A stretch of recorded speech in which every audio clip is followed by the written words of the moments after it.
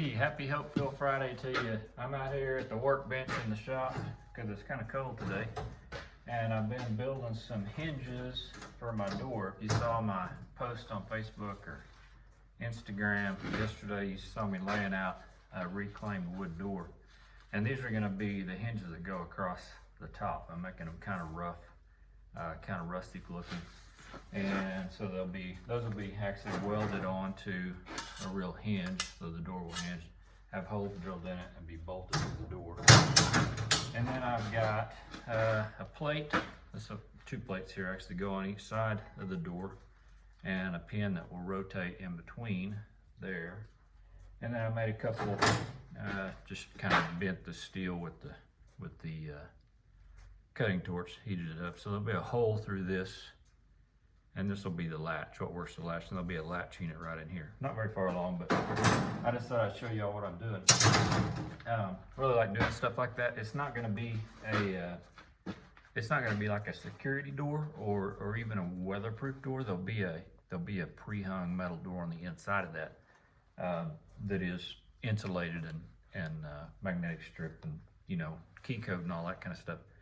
But just for the outside looks when you're driving up, I wanted that rustic looking that matches the rest of the log cabin type look. And so that's what I'm doing. I wanted to talk to you a little bit today about, about hope actually. I started this last year right about the time the pandemic started, and I've been doing it pretty much every Friday since then. And I just wanted to kind of give you guys a heads up on why it is that I'm doing what I'm doing. The Bible says that hope deferred makes the heart sick. And, if we don't have hope, you may look at some things that went on yesterday with Congress and different things like that are happening that you can't really explain, and they don't really fit into our paradigm, our thinking here in the United States, but they're happening anyway. And you might want to lose hope, but there's that you have to keep looking forward and moving forward toward what you're trying to achieve, what you want to do, where you want to be in life, what your dream job or career is. And that is a hope that propels you on your way. Sometimes during the course of that, it won't seem like a real hopeful situation. People make the mistake of saying, well, if he's hopeful or if I'm hopeful, never have a bad day. Well, that's not right at all. I mean, you have all kinds of problems leading up to it. It's just the overall or the overarching thought in your mind is that you are hopeful, or I'm hopeful that this is going to happen. And I kind of set my faith on that, and I think about that. And when things go wrong and it doesn't work out too well, you still have that to look for and say, this is where I'm going. This is my destination. This is what I'm trying to get to. Last year, I have a mentor in the cattle business, and I talked to him and I said, I've calculated my grass. If it doesn't rain anymore, I know I can run these steers for this amount of time. And the market's really off right now. And I gave him all these excuses as to why I didn't really want to sell them. My plan was to sell them at this date, and I was wanting to go back on that and not sell them. And he didn't know anything about that, but he listened to me and he said, well, what if the market goes down? He said, you're only seeing the best possible scenario. What if the market goes down? What if one gets sick and you have a really high vet bill?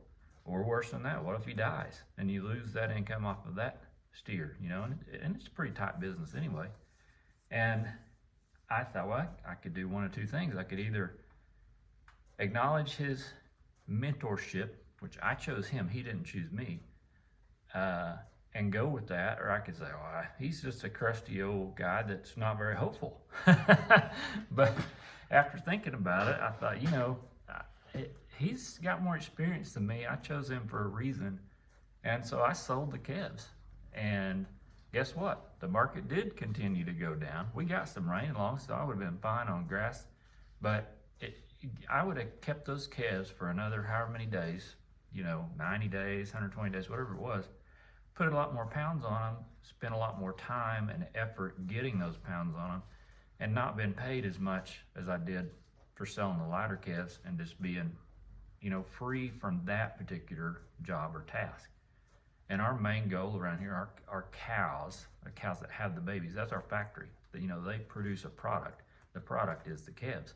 And so you don't want to hurt the factory by using too much of your grass or your resources or whatever, trying to keep the product. The idea is to sell the product. So anyway, I just wanted to kind of give you just a little insight into that, what I'm doing and where I've been. But you know, the whole thing was I didn't lose hope, and I took his advice and I followed his advice, and it wound up being the best thing to do, even though it really wasn't what I wanted to hear at the time. So hope you guys have a great weekend. Hope 2021 is an awesome year for you, and we'll catch you down the road.